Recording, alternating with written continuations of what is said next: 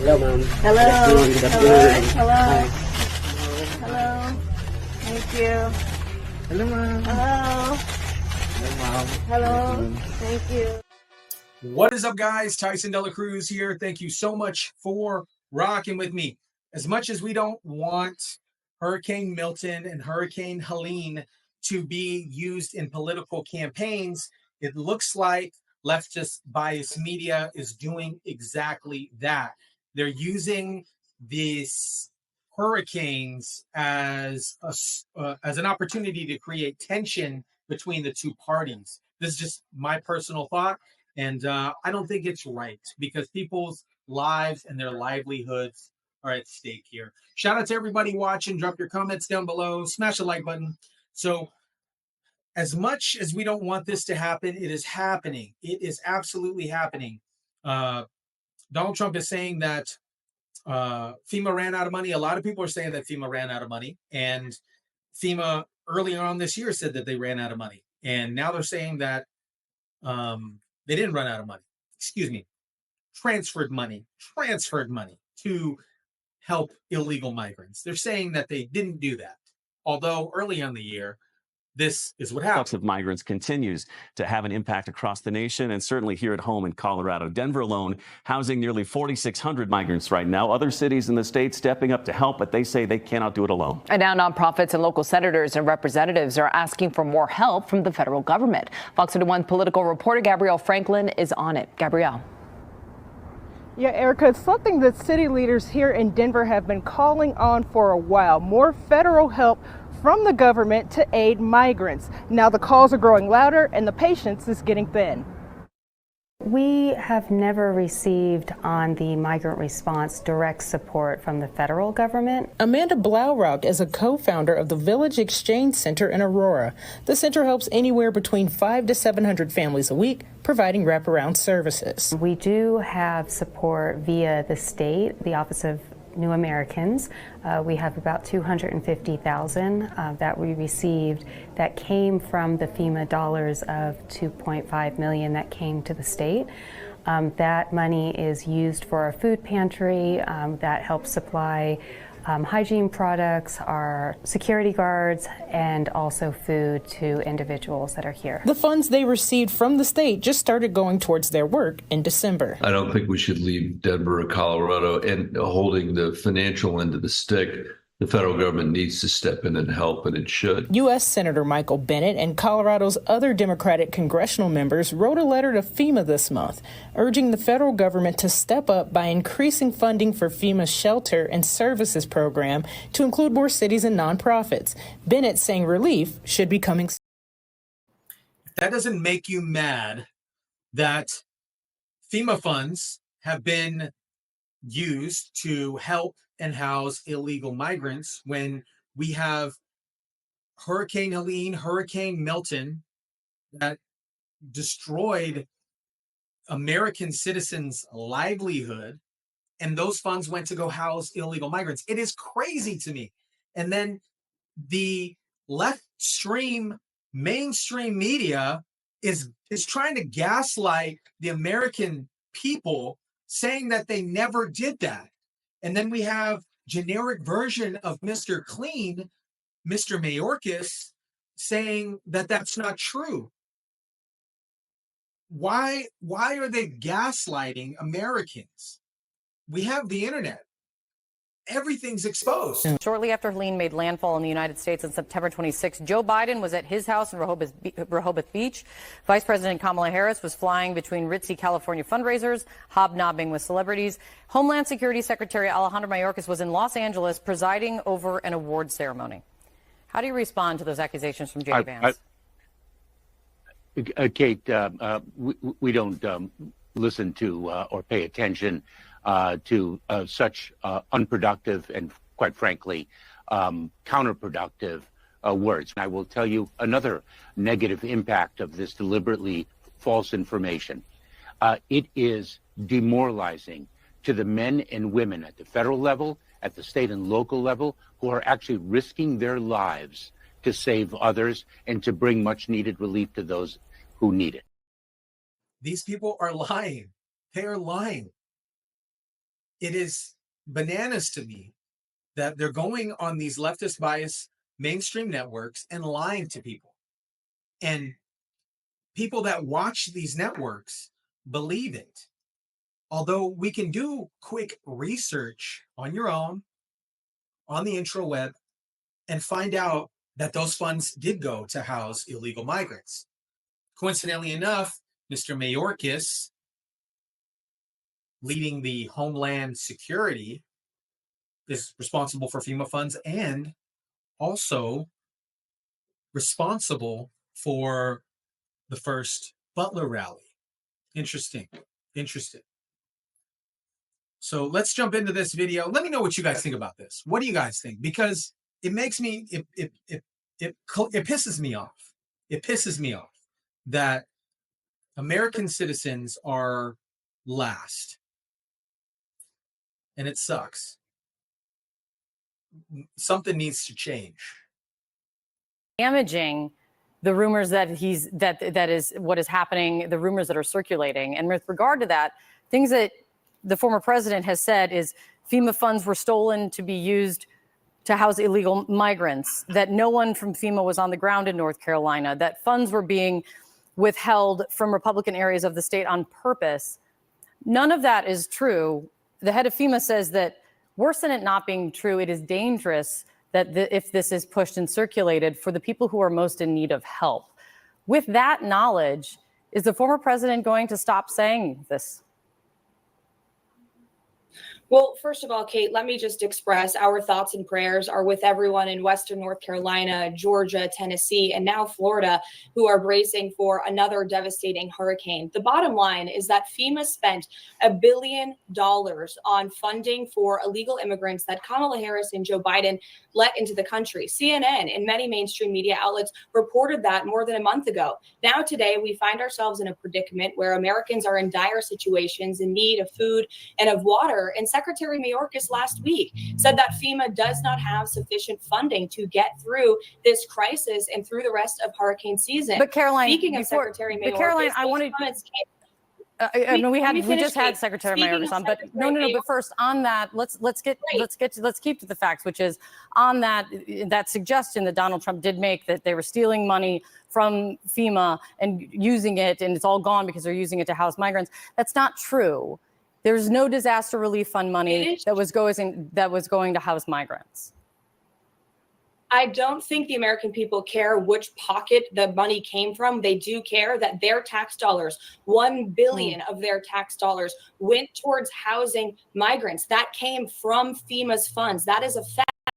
It is reportable, and it's very likely to assume that that money could have been reallocated to the disaster relief fund that now could be used to help our fellow Americans that are in need from these hurricanes. And I would like to finish my previous point, and I heard you had Secretary Mayorkas on the show. I hope that you asked him about why he was shopping at a luxury men's warehouse store last week in the midst of this crisis, or why Kamala Harris was fundraising in San Francisco when Hurricane Helene made landfall, and why Joe Biden was sitting on the beach. If President Trump had done that, there would be outrage, and there should be outrage at our current elected officials, leaders in office who were sitting on their hands when this hurricane was making landfall on the United States. There was Caroline, a delayed I response did ask the secretary. 6 days to deploy troops. Caroline, I did.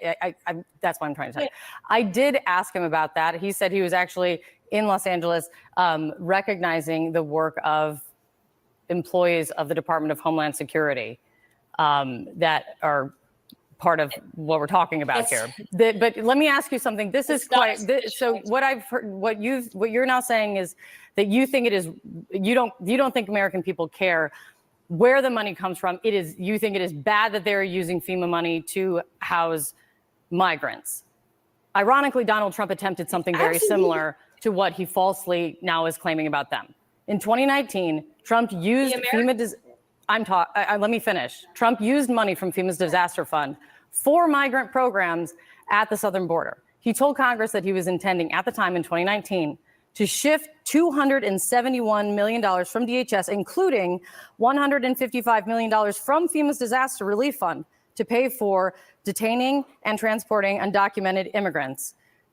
Less than that was transferred from less than the 150 million was transferred, but money was transferred by Donald Trump in 2019 and the Trump administration from the FEMA disaster relief fund to house migrants. So is he then okay with moving disaster relief funds for dealing with migrants, but now is not? Is that what you're saying? What President Trump didn't do is allow an open border policy for 4 years, allowing nearly 20 million illegal people into the country, stressing our public infrastructure in cities across the country, using taxpayer dollars to fund illegals and put them in luxury hotels like we've seen in New York City, to give them prepaid debit cards to buy clothing and food when the American people are suffering from the It's worst okay for inflation Donald Trump crisis to do in a it. It is not generation. okay for They are now the Biden administration to do it. Caroline, it's okay. Donald Trump did that. Donald Trump did that in 2019, his administration.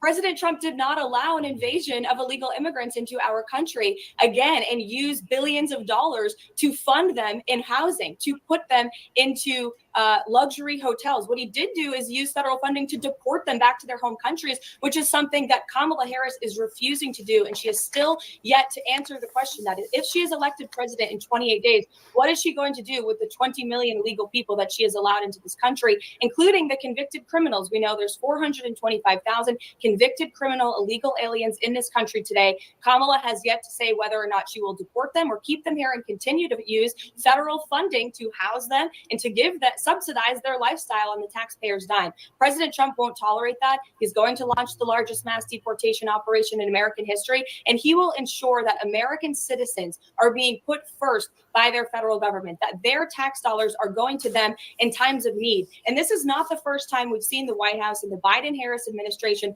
botch a crisis. We saw it in Afghanistan. They left Americans behind there. We saw it in East Palestine, Ohio, where Kamala Harris never visited and Joe Biden took months to actually go to tour the devastation from the train derailment. We saw it in Maui, Hawaii, where residents are still saying the federal government was not there to help them. This situation is no different, and we will take the word of residents in North Carolina and Florida and Georgia who have been left behind over the word of this administration, which has repeatedly been caught in lies. Also, the word of a Republican member of Congress who says that these rumors that Donald Trump has been pushing, in part, the things he's been saying is not true. You say that you haven't heard Kamala Harris answer a question. I'm just going to leave it here. But I'm not hearing you answer the question of why it was okay for the Trump administration to use. She did answer the question. She did answer the question.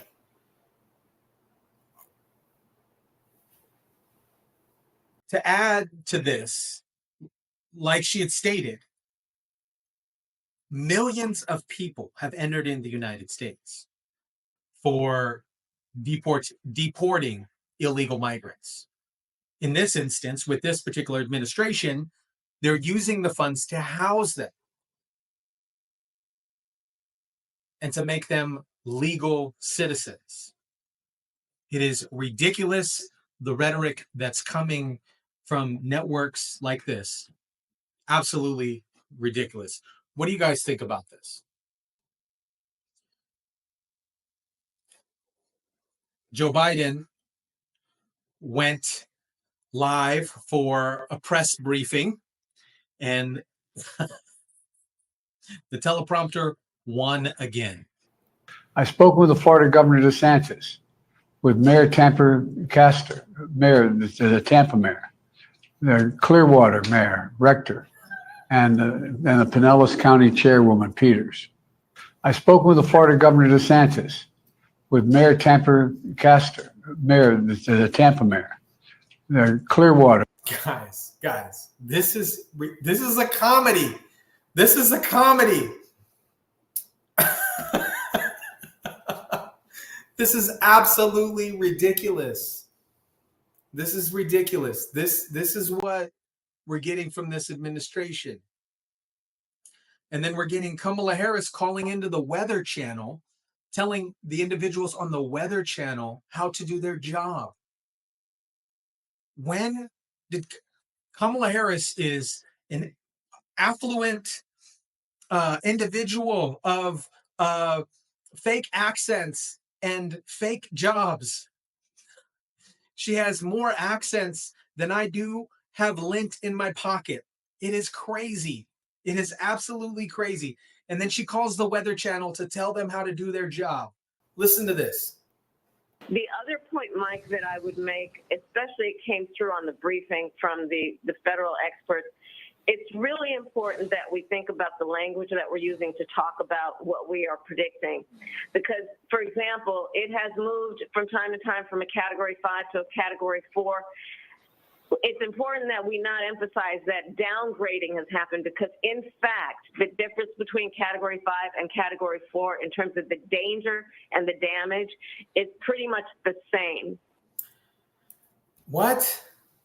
And Category 4 and Category 5 and Category. In fact, the difference between Category 5 and Category 4 in terms of the danger and the damage is pretty much the same. It's pretty much the same. Guys, I can't. This is ridiculous. This is absolutely ridiculous. It's crazy to me. Kamala Harris has been on a media blitz and it hasn't been going very well. Obviously, because we know she can't speak off of teleprompter, and neither can Joe Biden. But Joe Biden is significantly older than Kamala Harris, and Joe Biden has done okay off teleprompter when he was younger. And Kamala Harris can't do much off of teleprompter. But here's what Dana Bash and CNN had to say about her media blitz and how it's not really moving the needle. We have some new CNN reporting today about what is going on behind the scenes inside the Harris campaign and more broadly among Democrats who are growing more and more anxious about a 2016 redux. CNN's Priscilla Alvarez joins me now. Priscilla, we were just joking here at the table that anxious Democrats happen on a day that ends in Y, but this is something that perhaps is warranted given the data that they're seeing. Explain your great reporting. Yeah, look, that's exactly right, Dana. And this has been a campaign that was described by multiple Democrats, allies, aides to the vice president as a good vibes campaign. But what's also creeping in now is that anxiety. The reason for that is because these polls are not really moving, despite multiple battleground blitzes, despite the opportunities she has had across media outlets. There is still not a lot of movement from voters who are moving more towards her versus former President Donald Trump. In fact, I had one source describe it to me this way, quote, people are nervous. They know the polls are tight. And a lot of us are having these flashbacks to 2016, too. We know when it can go the wrong way and it can still feel fresh. So 2016 is the key here. When I've talked to Harris campaign officials, it often comes up in conversation. Where did Hillary Clinton have her pitfalls? And where can they make up that ground and build on what Joe Biden did in 2020? One of those, to give you an example, is those red and rural districts. Look at, for example, Cambria County in Pennsylvania. Now, former President Donald Trump won in that county, but the former President Biden was able to gain some ground there, more than Hillary Clinton had in 2016. The vice president has already visited twice. And so that is the type of strategy that they're trying to deploy to try to make up that ground where they saw Hillary Clinton wasn't able to in 2016. Then, too, there's the mobilizing. Talk to Democrats. They're always pretty boastful about their ground game, and they continue to be so, but that needs to turn into votes. So certainly some anxiety and nerves setting in as Election Day gets closer and those polls are just remain deadlocked. They're not deadlocked. I don't know what polls you're watching, but CNN and MSDNC continue to push fictional polls about the deadlock of the campaigns. But CNN, MSDNC are freaking out. They are absolutely freaking out. The more that Kamala Harris does these interviews, the more ads that Donald Trump has for Kamala Harris. It is getting very comical. It is extreme. I can't. Like, it is so comical to me that with the rhetoric for the hurricane and saying that they never reallocated funds, which they did. It is crazy to me that they're trying to gaslight American citizens. And honestly, I feel that Americans are incredibly tired and they are fed up with all the bullcrap. What do you guys think about this? Drop your comments down below. Let me know what you think about all of these fiascos going on with the rhetoric regarding the hurricane and the FEMA funds, because personally, I think it is absolutely ridiculous. CNN is panicking. Drop your comments down below, smash the like button, share, subscribe, and as always, guys, I'll catch you on the next one.